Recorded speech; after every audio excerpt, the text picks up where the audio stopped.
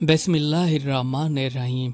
एक मस्जिद के अंदर नूरानी चेहरे वाले बुजुर्ग बैठे एक लड़के से कह रहे थे कि आए बेटा, अल्लाह ताला से डरते रहा करो। जिंदगी बहुत ही छोटी है, कभी भी किसी भी वक्त बुलावा आ सकता है। अल्लाह के खौफ को अपने ऊपर हावी कर लो और नेकी की तरफ तवज्जो ज्यादा दो तो अल्लाह ताला भी आपका साथ देंगे। ये बुजुर्ग इस लड़के से कहने लगे कि मैं तुम्हें अल्लाह ताला के खौफ का एक निहायत ही अच्छा और उम्दा वाक़या सुनाता हूँ जिससे आपका ईमान ताज़ा हो जाएगा। ये बात है सन 2000 की। हमें अल्लाह ताला की इजाज़त मिली तो इस्लाम की तबलीग के लिए साउथ अफ्रीका चले गए। यहाँ पर आकर हम साउथ अफ्रीका के शहर केप टाउन की जामे मस्जिद में तबलीग के लिए ठहर गए। हमारी जमात के अंदर और लोग भी मौजूद थे, सब के सब इबादत गुजार थे। पर हमारी जमात के अमीर साहब वो काफ़ी अच्छे और नेक परहेजगार बंदे थे। इनकी रगू रगू में अल्लाह ताला का खौफ तारी था। दीन की तबलीग का जज्बा इनके ऊपर इतना हावी था कि ये हर वक्त उम्मत के हर फर्द की इस्लाह के लिए लगे रहते थे। इनसे जितना हो सकता ये लोगों तक अल्लाह ताला का पैगाम पहुंचाते रहते थे।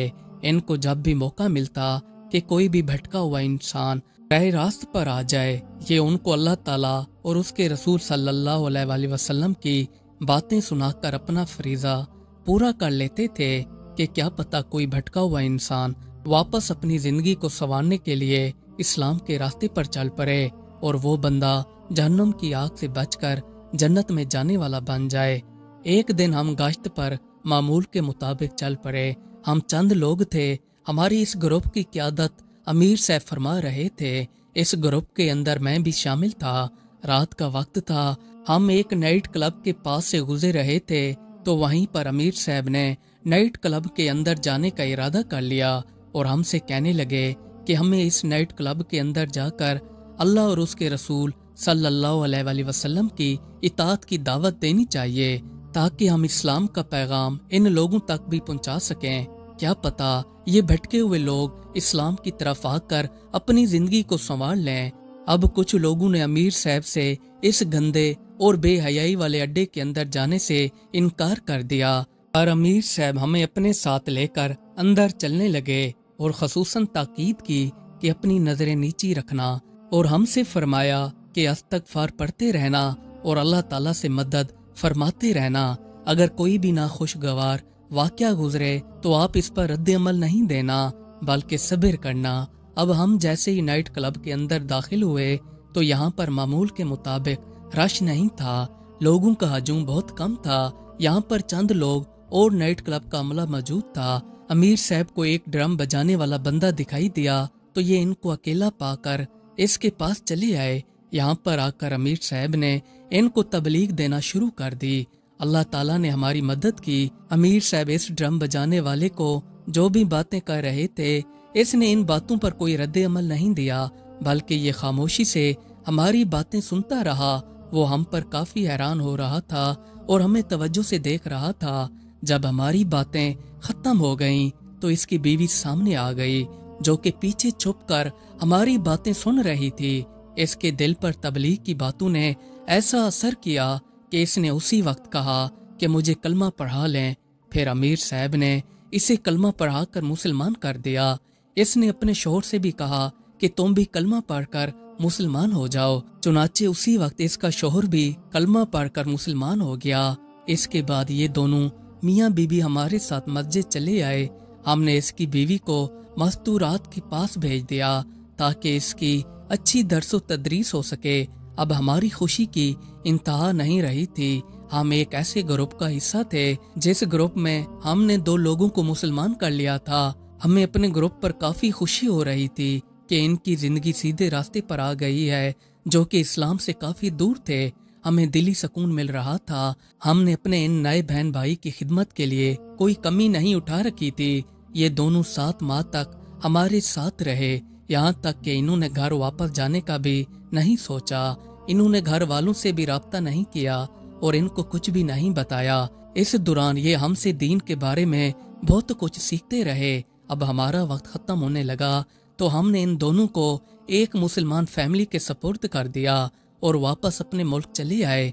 अमीर साहब का नंबर इनके पास था ताकि ये किसी भी परेशानी या उलझन में अमीर साहब से राब्ता कर सकें।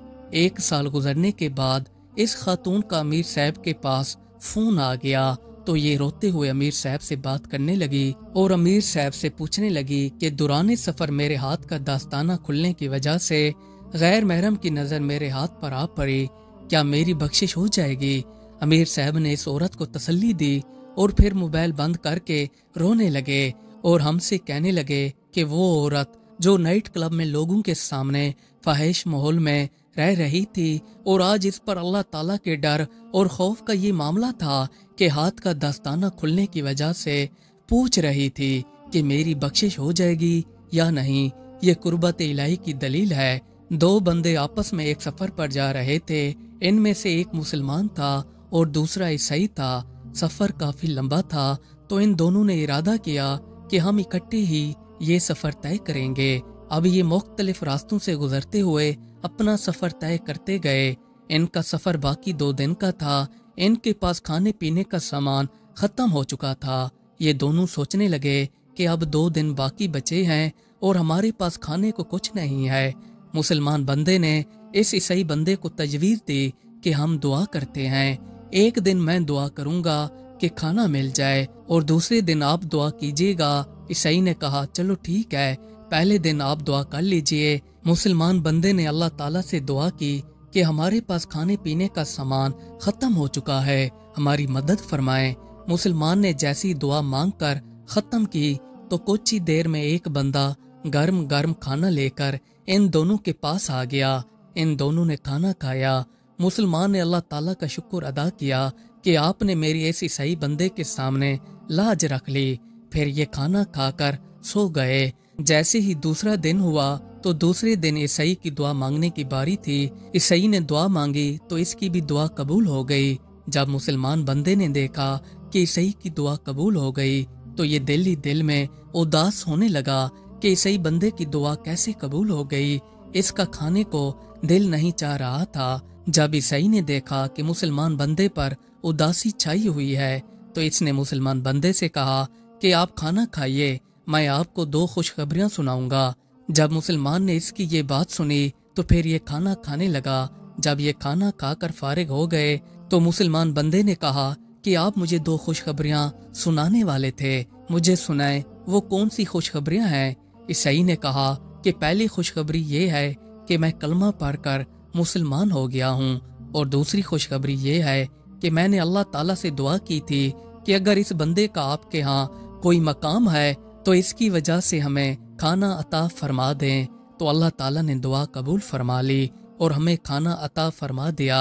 अल्लाह ताला के यहाँ नेक बंदों की काफ़ी कदर है। अल्लाह ताला कभी अपने बंदों को अकेला नहीं छोड़ते। जो अल्लाह ताला का हो जाता है तो अल्लाह ताला उसका हो जाता है। अल्लाह ताला अपने नेक बंदों की हिफाजत करते हैं और इन पर कोई आंच नहीं आने देते। बिला शक हमारा रब हम सब का रब है और वही है जो हम सब को मरने के बाद दोबारा जिंदा उठाएगा। अल्लाह ताला हम सब की मगफिरत फरमाए, आमीन। मजीद अच्छी अच्छी वीडियोस देखने के लिए हमारे चैनल को सब्सक्राइब कर लें। शुक्रिया।